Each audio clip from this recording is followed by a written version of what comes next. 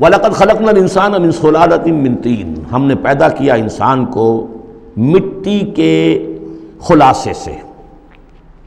سلالہ کہتے ہیں کسی چیز کا کشید کر لینا جو اصل جوہر ہو۔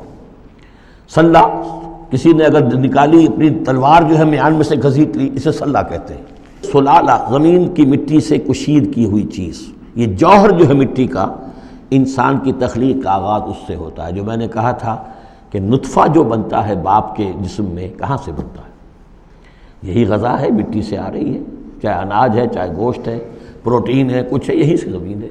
تو اسی سے تو نطفہ بنا تھا نا، جس سے کہ جا کر پھر وہ رحم مادر کے اندر جا کر وہ بیج کی طریقے پر ایک جگہ دفن ہو جائے گا۔ تو وہ کہاں سے آیا؟ من صلالۃ من طین۔ زمین اور گارے ہی اور مٹی ہی کے یہ جوہر ہیں جو کشید کر کے جسم میں گئے ہیں، اور اس سے باپ کے جسم میں وہ نطفہ جو ہے بنا ہے۔ ثم جعلناہ نطفۃ فی قرار مکین، پھر ہم نے اسے ایک بوند کی شکل میں ٹپکایا ایک ایسی جگہ پر جو بڑی مضبوط ہے، بڑی جمے ہوئے ٹھکانے میں۔ یوٹرس جو ہے، رحم جو ہے، یہ بہت مضبوط ایک آرگن ہے، اس کی دیوار جو ہے وہ بہت مضبوط ہے۔ اس کے اندر جا کر وہ بیج کی طرح پر دفن ہوتا ہے۔ فرٹیلائزڈ اووم جو ہے وہ سب سے پہلے جا کر اس کے اندر دفن ہو جاتا ہے، اس کی دیوار کے اندر ایمبیڈڈ، جیسے کہ بیج زمین کے اندر جاتا ہے اور وہ زمین کے اندر چھپ جاتا ہے۔ ثم خلقنا النطفۃ علقۃ، میں نے عرض کیا تھا کہ علقہ کا ترجمہ یہ بالکل غلط ہے جو ہوتا آیا ہے، اور اس کی وجہ یہ ہے کہ اصل میں جو ہماری جو بھی معلومات تھیں وہ ظاہر بات ہے مشاہدے کے بنا پر ہی تھیں۔ ابھی نہ تو کوئی ڈسیکشن تھی اور نہ کوئی ابھی مائکروسکوپ تھی کہ ان چیزوں کو سمجھا جا سکتا۔ تو یہ سمجھا گیا کہ یہ جو پہلی شکل ہوتی ہے انسان کی جو وجود ہوتی ہے وہ رحم کے اندر یوٹرس میں، وہ جمع ہوا خون کا لوتھڑا۔ تو ترجمہ ہمیشہ یہ کیا گیا علقہ کا کہ جمے ہوئے خون کی پھٹک سے اور جمے ہوئے خون کے لوتھڑے سے، حالانکہ عین لام قاف کا کیا تعلق خون کے ساتھ ہے؟ اس سے لفظ معلق بنا ہے، متعلق بنا ہے، تعلق بنا ہے، علاقہ بنا ہے۔ یہ تو لفظ جو ہے اس کے معنی کیا ہے؟ تو اب معلوم ہوا ہے ہمیں کہ صحیح مفہوم کیا ہے، کہ جب پہلے تو وہ امبیڈ ہو جاتا ہے، وہ جو نطفہ ہے ماں کے رحم کی دیوار میں، پھر وہ اس سے نکل کر لٹکنے لگتا ہے اس کے ساتھ، دیوار کے ساتھ۔ جیسے جونک جو ہے کسی کے ساتھ چمٹ جائے اور پھر وہ لٹکی ہوئی ہو، تو جونک کی طریقے سے وہ پھر رحم مادر کی دیوار کے ساتھ لٹک گیا، معلق ہے۔ اب یہ علقہ ہے۔ پھر اس علقہ سے فخلقنا العلقۃ مضغۃ، اس علقہ کو ہم ایک لوتھڑے کی شکل دیتے ہیں۔ یہ وہ جو میں نے کیتھل مور سے آپ کا حوالہ دیا تھا میں نے ابتدائی اپنے خطاب میں، اس نے کہا ہے واقعتاً گوشت کا ایک لوتھڑا لے کر اپنے منہ میں رکھا، تھوڑا سا کچا سا گوشت، اور پھر اسے تھوڑا سا چبایا دانت سے، اور پھر نکال کے دکھایا کہ جو شکل میرے دانتوں کی جو شکل بن گئی ہے اس پر بعین ہی یہی شکل ہوتی ہے انسان کے اندر ابتدائی ایمبریو کی، اسی طرح کے نشان پڑے ہوتے ہیں۔ تو گویا کہ یہ مضغہ جو ہے وہ وہی ہے، گوشت کا لوتھڑا کچھ نیم چبایا ہوا سا۔ فخلقنا المضغۃ عظاما، پھر ہم اسی مضغے کے اندر ہڈیاں بنا دیتے ہیں۔ فکسونا العظام لحما، اور پھر ہڈیوں کو ہم گوشت چڑھا دیتے ہیں۔ ثم انشأناہ خلقا آخر، پھر ہم اسے اٹھاتے ہیں ایک دوسرے ہی اٹھان پر۔ یہ ہے اصل میں قیامت کا حصہ جو ہے اس آیت کا، جس کو بہت کم لوگوں نے سمجھا ہے۔ واقعہ یہ قرآن کا یہ اعجاز ہے، جب تک یہ چیزیں ابھی واضح نہیں تھیں لوگ گزر جاتے تھے، اور یہ کہ عام آدمی اب بھی گزر جائے گا، لیکن یہ کہ جب بات واضح ہوتی ہے تو معلوم ہوتا ہے کہ یہاں تو قیامت مثمر ہے۔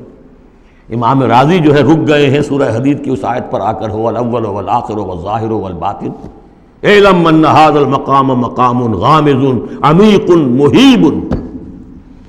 اور اس دور کے کئی مفسرین قرآن کو میں نے دیکھا وہ وہاں سے ایسے گزر جاتے ہیں کہ جیسے وہاں کچھ ہے ہی نہیں۔ تو یہ اصل میں دیکھنے والی آنکھ سے متعلق ہے۔ اب یہاں غور کیجئے، یہاں فا اور ثم کا فرق دیکھیے۔ لقد خلقنا الانسان من صلالۃ من طین کے بعد آیا ثم۔ ثم سے جو وقفے آ رہے ہیں وہ پورے دور کے ہیں۔ اب وہ مٹی کا سلالہ جو ہے اس سے نطفہ بننا ایک مکمل دور ہے۔ ثم جعلناہ نطفۃ فی قرار مکین، پھر ہم نے اسے ایک بڑے مضبوط مکان کے اندر ایک بیج کی شکل کے اندر دفن کیا۔ یہ دوسرا دور ہے۔ ثم خلقنا، لیکن اس ثم کے بعد کتنے فا آ گئے ہیں۔ ثم خلقنا النطفۃ علقۃ فخلقنا العلقۃ مضغۃ فخلقنا المضغۃ عظاما فکسونا العظام لحما، 4 فا آ گئے۔ پھر آیا ثم انشأناہ خلقا آخر، ایک بالکل نیا مرحلہ ہے یہ، اور اس کی تشریح جو حدیث میں آئی حضرت عبداللہ بن مسعود رضی اللہ تعالیٰ عنہ سے، جب یہ 40 دن نطفہ، 40 دن علقہ، 40 دن مضغہ، جب 120 دن ہو جاتے ہیں، 4 مہینہ، اللہ تعالیٰ فرشتے کو بھیجتا ہے اور وہ کولڈ سٹوریج جہاں اس کی روح تھی ابھی، وہاں سے اس روح کو لاتا ہے اور اس میں شامل کر دیتا ہے۔ اب یہ کچھ اور شے بن گئی۔ اب تک یہ صرف ایک حیوان تھا، انسان نہیں تھا۔ اب وہ حیوان انسان کے ساتھ وہ روحانی وجود انسان جو ہے جب لا کر شامل کر دیا گیا، ثم ينفخ فیہ الروح، لیکن اس حدیث کو بھی لوگوں نے سمجھا روح سے مراد جان ہے، حالانکہ ہمیں معلوم ہے کہ یہ جو 4 مہینے ہے تو کیا بے جان تھا وہ؟ معاذ اللہ، وہ تو جو مرد کا سپرمیٹوزوون ہے وہ بھی زندہ ہے، لیونگ ہے، ماں کا جو اوونت ہے وہ بھی زندہ ہے، زائگوٹ ہے وہ بھی زندہ ہے، مردے کا تو سوال ہی نہیں۔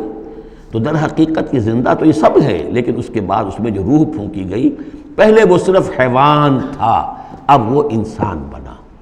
یہ ہے ثم انشأناہ خلقا آخر، پھر ہم نے اٹھایا اسے ایک اور ہی تخلیق پر۔ فتبارک اللہ احسن الخالقین، بڑا بابرکت ہے اللہ تمام تخلیق کرنے والوں میں بہترین تخلیق کرنے والا۔ ثم انکم بعد ذلک لمیتون، پھر تم اس کے بعد پھر تمہارے اوپر موت وارد ہوگی، ایک نیا دور آئے گا تمہارا۔ ثم انکم یوم القیامت تبعثون، پھر تم قیامت کے دن دوبارہ اٹھا لیے جاؤ گے۔ یہ ہے گویا کہ حیات انسانی کے مختلف مراحل کی بہترین اور جامع ترین اس موضوع پر یہ جو ہے جگہ، یہ سروۂ سلام ہے قرآن مجید۔